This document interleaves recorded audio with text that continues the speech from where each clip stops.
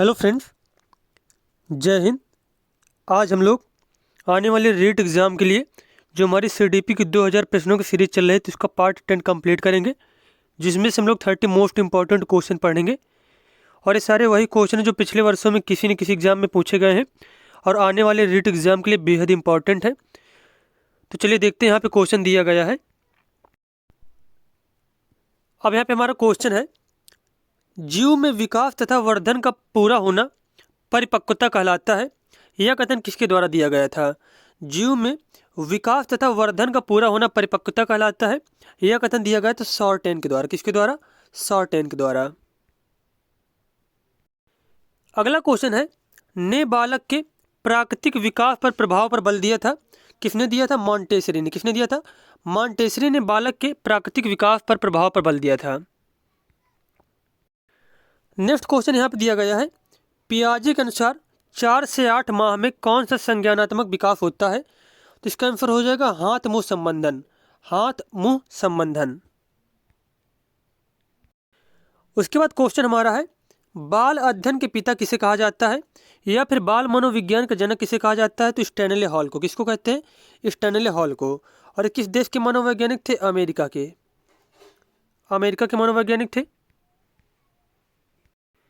अगला प्रश्न यहाँ पे दिया गया है, नवजात के स्वास्थ्य को जांचने के लिए प्रयोग में ली जाने वाली मापनी स्केल कौन सी है? तो इसका आंसर हो जाएगा WISC स्केल। WISC scale. उसके बाद क्वेश्चन हमारा है, शरीर के शीर्ष भाग से प्रारंभ होकर नीचे की दिशा में होने वाली शारीरिक वृद्धि को जाना जाता है सिर पदाभिमुख अनुक्रम के नाम से, केंद्र अपसारी अनुक्रम, उच्चतम अनुक्रम या फिर न्यूनतम अनुक्रम? तो इसका आंसर हो जाएगा सिर पदाभिमुख अनुक्रम के नाम से। सिर पदाभिमुख अनुक्रम के नाम से। उसके बाद क्वेश्चन दिया गया है, पियाजे के सिद्धांत के अनुसार कौन सी अवस्था में बच्चों में उस चिंतन का विकास होना है जो अनुत्क्रमणीय होती है? तो अनुत्क्रमणीय चिंतन का विकास कौन सी अवस्था में होता है जीन पियाजे के अनुसार? तो इसका आंसर हो जाएगा प्राक संक्रियात्मक अवस्था में। अनुत्क्रमणीयता से तात्पर्य है कि बच्चा जो चिंतन करने लगता है, लेकिन वो जो चिंतन होता है बच्चे का वह तार्किक चिंतन नहीं होता है। तो अनुत्क्रमणीयता जो होते हैं इस प्रकार का चिंतन बच्चा पूर्व संक्रियात्मक अवस्था में करने लगता है। अब बात की जाए यहाँ पे कि जीन पियाजे की जो 4 अवस्थाएं थी इनका क्रम भी याद रखना। जैसे कि संवेदी गामक जो अवस्था होती है पहली अवस्था होती है, इसकी एज होती है 0 से 2 साल। प्राग संक्रियात्मक दूसरी अवस्था होती है, इसकी एज होती है 2 से 7 साल। मूर्त संक्रियात्मक अवस्था होती है 7 से 11 साल। और जो औपचारिक संक्रियात्मक अवस्था चौथी अवस्था है, यह रहती है 11 वर्ष से अधिक। 11 वर्ष से अधिक की जो एज होती है वो आते हैं सब बच्चे औपचारिक संक्रियात्मक अवस्था में। अगला क्वेश्चन दिया गया है, निर्जीव वस्तुओं का सजीव गुण देने वाली प्रकृति का पियाजे ने क्या नाम दिया है? तो इसका आंसर हो जाएगा सजीव चिंतन। उसे क्या कहा गया? सजीव चिंतन कहा गया है। इसमें बच्चे क्या करते हैं? निर्जीव चीज़ों को जो है सजीव सोचते हैं, निर्जीव वस्तुओं का सजीव गुण देते हैं। एक प्रकार की प्रकृति को क्या कहा जाता है? सजीव चिंतन कहा जाता है। अगला प्रश्न है, बालकों के सर्वोत उन्मुखी विकास हेतु सर्वाधिक उचित विद्यालय है किसमें क्या हो जाएगा? खेल का मैदान, समुदाय, प्रकृति जगत या भी प्रयोगशाला? तो इस क्वेश्चन का आंसर हो जाएगा कि बालक का जो है सबसे अच्छा विकास के लिए यहाँ पे सबसे उचित है खेल का मैदान। क्या? खेल का मैदान। नेक्स्ट क्वेश्चन है, बालक के विकास में सबसे ज़्यादा महत्वपूर्ण क्या है? बालक के विकास में सबसे ज़्यादा महत्वपूर्ण होता है वंशानुक्रम और वातावरण, दोनों का प्रभाव जो है महत्वपूर्ण होता है। अगला प्रश्न यहाँ पे दिया गया, विकास की दृष्टि से सही क्रम क्या है? आत्मीकरण, समायोजन, अनुकूलन, समायोजन, आत्मीकरण, अनुकूलन, अनुकूलन, समायोजन, आत्मीकरण, अनुकूलन, आत्मीकरण, समायोजन? तो इसका आंसर हो जाएगा आत्मीकरण, समायोजन, अनुकूलन। आत्मीकरण, समायोजन, अनुकूलन। अब यहाँ पे क्वेश्चन पूछा गया है, पियाजे के संज्ञानात्मक विकास के चरणों में से कौन सा एक सही नहीं है? पूर्व ज्ञान, नए पदार्थ का आत्मीकरण, समायोजन, साम्य धारणा? तो यहाँ पे पूछा गया कि संज्ञानात्मक विकास चरणों में पियाजे ने किसके बारे में नहीं बताया था? तो पूर्व ज्ञान के बारे में नहीं बताया था। अगला क्वेश्चन यहाँ पे दिया गया है, मैडम मॉन्टेसरी ने अधिगम परिवेश में सर्वाधिक बल किस पर दिया था? संवेगों के संशोधन पर, ज्ञानेंद्रियों के उपयोग पर, बच्चे को पूर्ण स्वायत्तता देने पर, विद्यालय को घर का विकल्प बनाने पर। तो इसका आंसर हो जाएगा ज्ञानेंद्रियों के उपयोग पर, ज्ञानेंद्रियों के उपयोग पर। पियाजे के अनुसार मूर्त संक्रियात्मक स्तर किस अवधि में घटित होता है? तो मूर्त संक्रियात्मक अवस्था जो होती है उसकी जो एज होती है वो होती है 7 से 11 वर्ष। 7 से 11 वर्ष, तो यहाँ पे सी विकल्प सही हो जाएगा। और जन्म से 2 वर्ष की जो अवस्था होती है उसे संवेदी गामक कहा जाता है। और पहली अवस्था यह होती है जीन पियाजे के अनुसार संवेदी गामक अवस्था। उसके बाद जो दूसरी अवस्था होती है उसकी एज होती है 2 से 7 वर्ष, पूर्व संक्रियात्मक अवस्था इसको कहते हैं, पूर्व संक्रियात्मक कहा जाएगा इसको।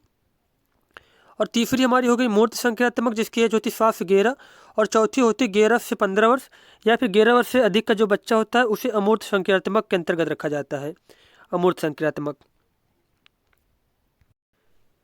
अगला क्वेश्चन दिया गया है, किसी बालक के मानसिक रूप से अस्वस्थ होने का कारण क्या है? परिवार का वातावरण, कक्षा का वातावरण, पास पड़ोस का वातावरण या फिर उपरोक्त सभी। तो इसका आंसर हो जाएगा उपरोक्त सभी। अगला क्वेश्चन है, छात्र की प्रयोगात्मक क्षमता के आकलन का यथोचित रूप क्या है? साक्षात्कार, अवलोकन, प्रश्नावली या फिर लिखित परीक्षा। तो इसका आंसर हो जाएगा अवलोकन। क्या है? अवलोकन। अब नेक्स्ट क्वेश्चन यहाँ पे दिया गया है, रमेश और अंकित की समान बुद्धि लब्धि 120 है। रमेश अंकित से 2 वर्ष छोटा है। यदि अंकित की आयु 12 वर्ष हो तो रमेश की मानसिक आयु कितनी होगी? अब देखो यहाँ पे जो फार्मूला लगेगा, तो जैसे कि बुद्धि लब्धि बराबर होता है, बुद्धि लब्धि का जो फार्मूला होता है वो होता है मानसिक आयु, मानसिक आयु बटे वास्तविक आयु, वास्तविक आयु इंटू 100। ठीक, शॉर्ट में लिखा है यहाँ पे बुद्धि लब्धि बराबर क्या होता है? मानसिक आयु बटे वास्तविक आयु इंटू 100। तो यहाँ पे देखो बताया गया है रमेश अंकित से 2 वर्ष छोटा है। रमेश कितना छोटा? 2 वर्ष छोटा है। किससे? रमेश जो है अंकित से 2 वर्ष छोटा है। तो यहाँ पे अंकित की आयु दी गई 12 वर्ष है। तो इसका मतलब जो रमेश है, तो रमेश की आयु कितनी हो जाएगी? 10 वर्ष हो जाएगी। रमेश की आयु 10 वर्ष हो जाएगी। तो रमेश की मानसिक आयु पूछा गया है, तो मानसिक आयु पूछा गया है, तो यहाँ पे बुद्धि लब्धि बराबर दिया गया है 120। अब यहाँ पे मानसिक आयु की जगह पे मानसिक आयु लिख लेंगे हम लोग, मानसिक आयु। उसके बाद इसकी जो है वास्तविक आयु दिया गया है 10 वर्ष, तो 10 वर्ष हो जाएगा। यहाँ पे इंटू 100 कर देंगे यहाँ पे, तो 10 से डिवाइड करेंगे, 100 को 10 टाइम्स में डिवाइड हो जाएगा, फिर 0 से 0 कट जाएगा, तो 12 वर्ष आ जाएगी रमेश की मानसिक आयु। तो यहाँ पे सी वाला विकल्प सही हो जाएगा, 12 वर्ष। अगला क्वेश्चन दिया गया है, सीखने की परिघटना में से कौन आवश्यक घटक नहीं है? अधिगमकर्ता, आंतरिक व्यवस्था, प्रेरक या फिर शिक्षक। तो इसका आंसर हो जाएगा शिक्षक जो है सीखने की परिघटना में आवश्यक नहीं है। अब क्वेश्चन दिया गया है, निम्नलिखित में से कौन सा सिद्धांत यह दर्शाता है कि अपेक्षित व्यवहार के सन्निकट सकारात्मक प्रतिक्रिया तथा पुनर्बलन के फलस्वरूप व्यवहारात्मक विकास किया जा सकता है? शास्त्रीय अनुबंधन सिद्धांत, वाद अनुबंधन, ऑपरेट अनुबंधन या फिर सामाजिक अनुबंधन। तो इसका आंसर हो जाएगा ऑपरेंट अनुबंधन, ऑपरेंट अनुबंधन। नेक्स्ट क्वेश्चन यहाँ पे है, माता पिता से वंशजों में स्थानांतरित होने वाले लक्षणों को क्या कहा जाता है? तो इसे कहा जाता है अनुवांशिकता। क्या कहते हैं? अनुवांशिकता। अगला क्वेश्चन यहाँ पे है, बुद्धि का कौन सा सिद्धांत सामान्य बुद्धि अर्थात जी फैक्टर, जी से तात्पर्य जनरल फैक्टर, और विशिष्ट बुद्धि एस फैक्टर, स्पेशल फैक्टर की उपस्थिति का समर्थन करता है? तो ये जो जी कारक और एस कारक के बारे में बताया था, तो ये बताया था स्पीयरमैन का द्विखंड का सिद्धांत जो था, स्पीयरमैन का जो द्विखंड का सिद्धांत था। तो यहाँ पे सी विकल्प बिल्कुल सही हो जाएगा। अगला क्वेश्चन है, व्यक्तित्व स्थायी समायोजन है पर्यावरण के साथ, जीवन के साथ, प्रकृति के साथ या फिर ये सभी। तो इसका आंसर हो जाएगा ये इन सभी के साथ में। अगला क्वेश्चन है, शर्म तथा गर्व जैसी भावना का विकास किस अवस्था में होता है? तो इसका आंसर हो जाएगा बाल्यावस्था में। कौन सी अवस्था में? बाल्यावस्था में। अगला प्रश्न है, शैशवावस्था की मुख्य विशेषता नहीं है? सीखने की प्रक्रिया में तीव्रता, जिज्ञासा की प्रवृत्ति, चिंतन प्रक्रिया, अनुकरण द्वारा सीखने की प्रक्रिया। तो शैशवावस्था की विशेषता नहीं, चिंतन प्रक्रिया जो है यह बाल्यावस्था की विशेषता होती है, बाल्यावस्था की विशेषता होती है। जबकि सीखने की प्रक्रिया में तीव्रता, जिज्ञासा की प्रवृत्ति और अनुकरण द्वारा सीखने की प्रक्रिया, ये सभी शैशवावस्था की विशेषताएं होती हैं। अगला क्वेश्चन यहाँ पे है, किसी विद्यार्थी की सबसे महत्वपूर्ण विशेषता क्या होती है? दायित्व, ईमानदारी, सहभागिता या फिर आज्ञाकारिता? तो इसका आंसर हो जाएगा आज्ञाकारिता, आज्ञाकारिता। अगला क्वेश्चन है, निम्न में से किस स्तर के बच्चे अपने समकक्षी वर्ग के सक्रिय सदस्य बन जाते हैं? किशोरावस्था के, वयस्कावस्था, प्राक बाल्यावस्था या फिर बाल्यावस्था? तो इस क्वेश्चन का आंसर हो जाएगा किशोरावस्था के। उसके बाद क्वेश्चन हमारा है, विकास शुरू होता है बाल्यावस्था से, प्रसव पूर्वावस्था से, शैशवावस्था से या फिर पूर्व बाल्यावस्था से? तो इसका आंसर हो जाएगा विकास जो शुरू हो जाता है प्रसव पूर्वावस्था से या फिर कहीं कहीं लिखा मिलेगा गर्भावस्था। गर्भावस्था से विकास शुरू हो जाता है और कब तक चलता रहता है? मृत्यु तक विकास जो है, जब तक प्रत्येक व्यक्ति की मृत्यु नहीं हो जाती तब तक विकास चलता रहता है। अब यहाँ पे क्वेश्चन दिया गया है, पियाजे के अधिगम के संज्ञान अब यहाँ पे क्वेश्चन दिया गया है, पियाजे के अधिगम के संज्ञानात्मक सिद्धांत के अनुसार वह प्रक्रिया जिसके द्वारा संज्ञानात्मक संरचना को संशोधित किया जाता है क्या कहलाएगी? प्रत्यक्षण, समायोजन, समावेशन या फिर स्कीमा? तो इसका आंसर हो जाएगा समावेशन। क्या कहलाएगी? समावेशन। उसके बाद क्वेश्चन हमारा है, कोहलबर्ग के अनुसार सही और गलत के बारे में निर्णय लेने में शामिल चिंतन प्रक्रिया को क्या कहा जाता है? सहयोग की नैतिकता, नैतिक तर्कणा, नैतिक यथार्थवाद या फिर नैतिक दुविधा? तो इसका आंसर हो जाएगा नैतिक तर्कणा। क्या कहते हैं? नैतिक तर्कणा।